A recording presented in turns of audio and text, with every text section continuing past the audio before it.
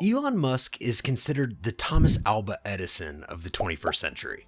His work dynamics, his efficiency in conception, his extraordinary creativity to invent new and bold projects, and his tireless capacity for hard work has inspired millions of people who want and who aspire to reach his level of greatness, success, and personal growth.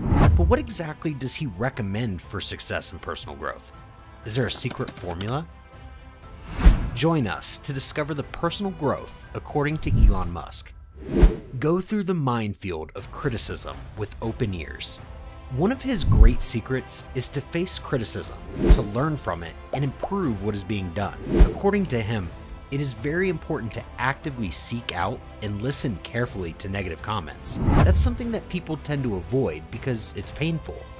Regarding this issue, his position is that it's a very common mistake not to listen to negative comments, since it's something that prevents us from doing self-criticism and improving.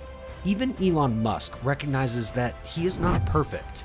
He knows his own limitations and understands that there must always be a way to learn more and better, because the key to success is not only in imposing ideas, but also in listening to the opinions, comments, and criticisms of that idea, and thus be able to perfect it. In fact, when his friends buy something, he always tells them that he doesn't want to know what they like about the product itself, but that he prefers to know what they don't instead, because as friends, they'll put aside the things they don't like in order to not offend you. So, according to the tycoon, what you really need is some negative feedback, because these are comments which can really help you. Achieving glory and success requires courage and persistence. Like any other great visionary and entrepreneur, Elon Musk had to face great risks, especially during a time when the digital revolution was just beginning, and setbacks and adversity in the midst of the great financial crash of 2008 almost produced the bankruptcy of his great products still incipient. So much so that the launch of Falcon 1 of SpaceX and the Tesla financing round they proposed fell apart, given the plummeting economy, and that at the time, as he declared, it was very difficult to raise money for an automotive company, especially when the giants of the sector, General Motors and Chrysler, were on the edge of bankruptcy. In addition to all this, there were the added problems with Solar City, which had to deal with Morgan Stanley, an entity that renounced the agreement they had agreed to because they were running out of money. Consequently, it was a stage where Elon thought all three companies were going to die, as well as going through his divorce, so it was definitely not a good stage for him.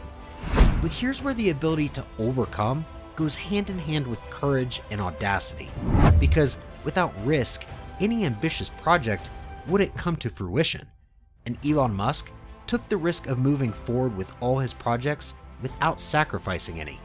In fact, he had to make one of the most difficult decisions of his career, because he could set aside capital for one company or another. According to Musk, Solar City didn't need too much capital, it was fine.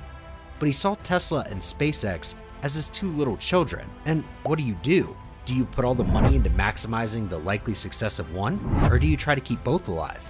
That was the decision he made, and luckily it seems to have worked for him. This speaks of his tenacity and persistence, key ingredients for any great entrepreneur. Elon Musk did not come out of nowhere. He also had humble and simple origins. When he started his first internet company with his brother and someone else, Greg Corey, he didn't have the idea of getting rich in mind. Actually, it was because he wanted to be part of the internet, and he thought if they could make enough money to survive, it would be fine. They only had one computer when they started. It worked as a web server during the day, on which Musk wrote code at night. They got a small office in Palo Alto, where the rent wasn't crazy, about $450 a month, cheaper than an apartment, so they literally slept in the office. It takes fortitude to chase dreams. We have all had, at some point, a vision, an ideal, an objective, or a specific goal that defines and motivates us. We usually call it a dream, and very few have managed to make their dreams come true, because it's not enough to wish for them, it's necessary to build them. And for that, it's essential to devote all the energy and hard work to make them a reality. According to Elon, he didn't have big dreams when he was a child. In fact, the reason he started programming is because he loves video games. Then he learned that if he wrote software and sold it, he would have more money to buy more games with. So he didn't really start with a big vision of building the business empire that he has today. As well as the vast majority of great creators, dreams are usually born from hobbies and those activities that make us happy. And it was then that this guideline became the dream that would change the adult life of this talented entrepreneur. Elon read a lot, and in general, he used to look at Silicon Valley, where a lot of new technology was being developed.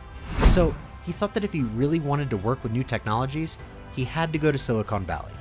And at the time, Silicon Valley seemed like a kind of mythical place for him, a kind of Mount Olympus. But it's not just about inspiration and idealization. It's also about objectivity, because to be a successful entrepreneur, you need to surround yourself with talented people and trained and equally talented partners who are on the same wavelength of your ventures. No one, not even Edison, did it all alone. He needed to be surrounded literally by an army of competent workers and capable partners. One of the things he values most is the affinity with his workers. If you have to choose between a lower profile of a person that generates affinity or a higher profile that generates doubt, always choose the lowest profile. It's better to have someone you think would be great to work with than having someone with a higher rating but who raises questions.